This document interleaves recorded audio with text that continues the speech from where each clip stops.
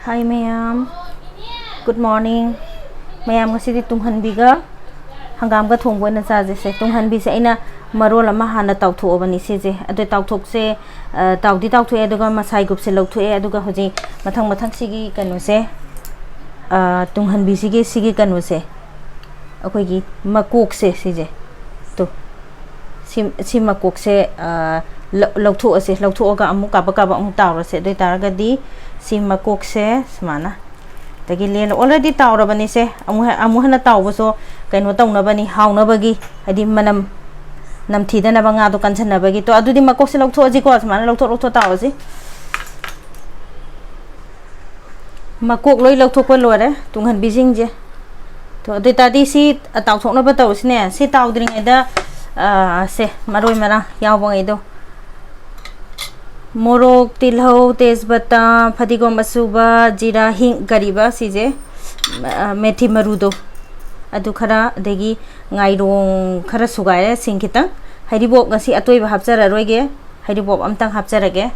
adudi khang thangkalaga somte tawnaba tawrasine me khang thangkalaga thaw heijaramni si thawje kaitang yamna haire aise kainodi nga se sigi nga se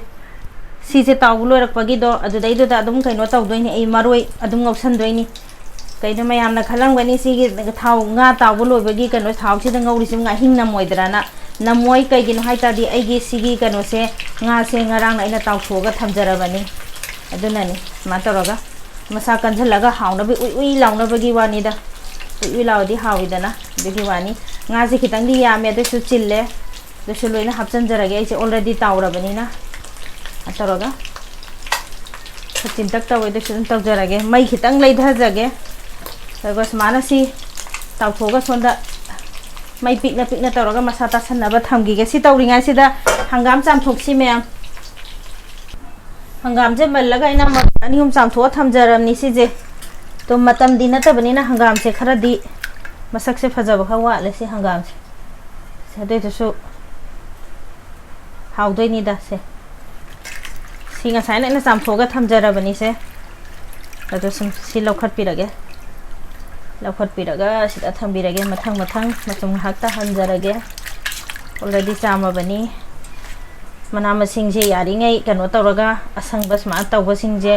kano koina isingda tingchalaga thambiba yame ai hangam se ado su yame do horen pathage doini se hitawraga already chamjarabani na se de tadi asongi kano do si lokhatlaga machum ta hajagi ai thatchadri ko hangam je kona thatke nai thatkel se de songi kano si munga si mu makhada onsi ne du de phajana machu se laksale to se yare se logdhaba kadang ola bani uka bi taw boga mandra se logdha jar phajana tes bata thadarage ngasagi kano duni mai pikna leidaram methi maru khara porok thadok sage asai nga taw hi bai thaw do adune do ki khara hana porok thadok sage ge jira hapsare adiko masuba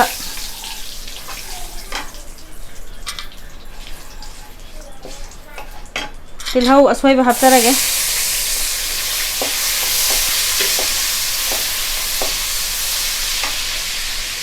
moro atekpa singa suba ngairo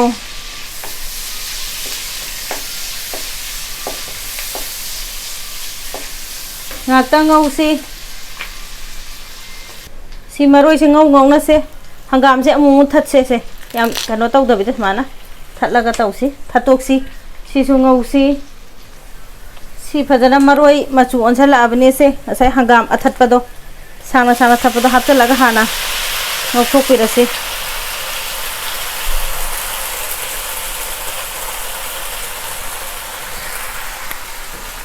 aduga makadang onsi se but लाउ हता पथई को हंगाम से ma'am तुम खंग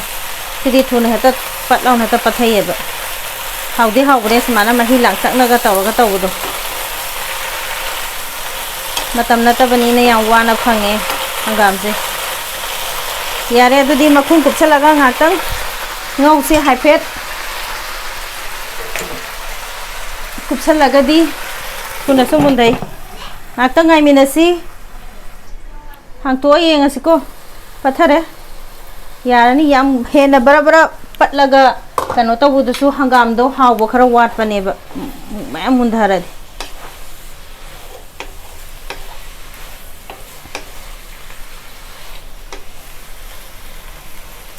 संतृक संगदी उरमनी मैम यंग मिनसी मैम सी यारे तागदी हुजिक मोरोक मचू का कईदो हैजन जरगे मही जो हपसन जरबनी ना हुजिक कनो तौसी उमोरो अकंगबा अनि खता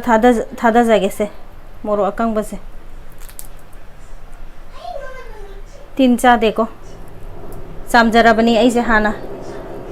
अनि हाफ के खितंग सातक ना तौना बा सिम हापजरगे दुगा मखुम खुमजलगा मिनिट अनि दंग सौहनजे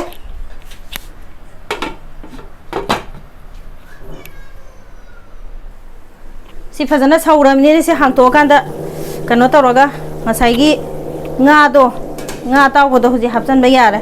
si hapjan jinga isi sigi kano se morok se u morok asa ina thade gi bodo to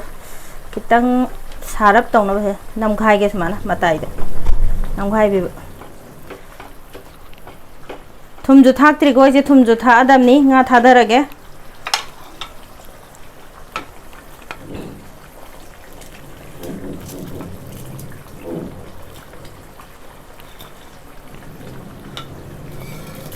sma thada birage duga sauhando watliko mahi yauri hangam khara sangi duga zik thum thakchan jarage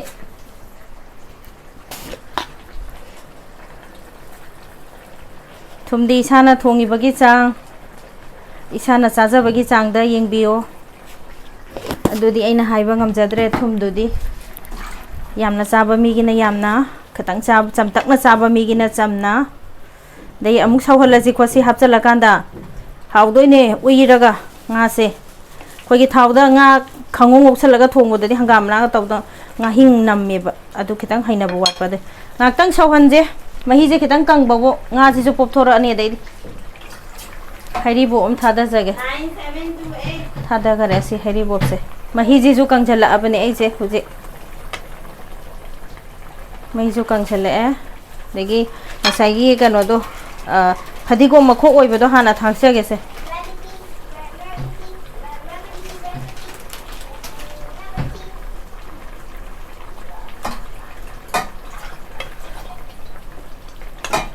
hangam ga thongbani na machudi dum wawrup khara chatkani toiso hawdorim ni se ya adi minute amatang sawan jage ma'am loi salla e ai gi se sagi phadigom aremba mana sing do si thaja jarage duga mayang ba maton kita thaja jage saisla manam nungsibani sisu loi sanjare e igi kano se hangam ga tunghanbi ga thongba se sigi mahi khara langtak naga taw chaba hawbun kuire chada tin butar ka tor manam sire yam hangam gi manam am leibo do dulai nga sanga thongbo se am hawbuni hangam loire adudi mayam ai gi se loire ngasigi tunghanbi ga hangam ga thongba mai gas muthala ji ko adudi mahi su kange लोरे ma'am तो मही जो ngасai मही दुसु यावदरे लोय कंगछले से लौथो असि कमदौ गे Young जिसे